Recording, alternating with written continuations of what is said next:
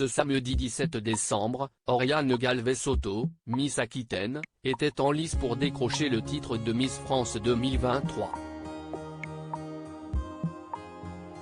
Malheureusement, la jeune femme a fait l'objet de nombreux cafouillages durant son discours, ce qui lui a probablement coûté quelques places dans le classement. Exit Diane Lair, Indira Ampio, représentante de la Guadeloupe, a été élue Miss France 2023. Ce samedi 17 décembre, au terme d'une soirée de plus de 3 heures, la cérémonie était plus longue que les précédentes en raison de l'ajout d'un 9e tableau. La jeune femme de 18 ans a été plébiscitée par le public et le jury face à son ultime concurrente Agathe Coët, Miss Nord-Pas-de-Calais, élue première dauphine. Sa victoire semblait évidente, tant elle était ovationnée sur les réseaux sociaux, où elle s'était rapidement retrouvée parmi les sujets les plus commentés de la soirée. Si son sacre n'était pas vraiment une surprise pour les téléspectateurs, Indira Ampio, elle, concède avoir eu du mal à réaliser.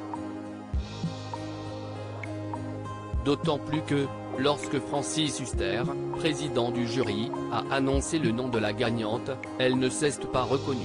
Quand ils ont dit Miss Guadeloupe, j'ai compris Miss Poitou, alors je me suis dit là il y a un souci. Et puis Poitou cela sonnait comme Guadeloupe, et là j'ai compris que c'était moi et que j'avais mal entendu.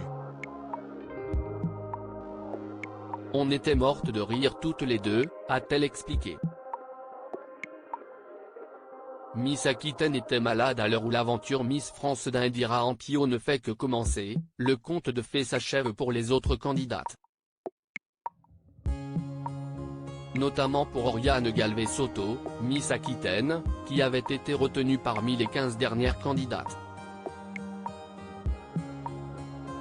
Bien que figurant parmi les favorites de la compétition, celle-ci a vu ses chances de gagner se réduire considérablement après son discours d'1 minute, qui n'a pas convaincu les foules.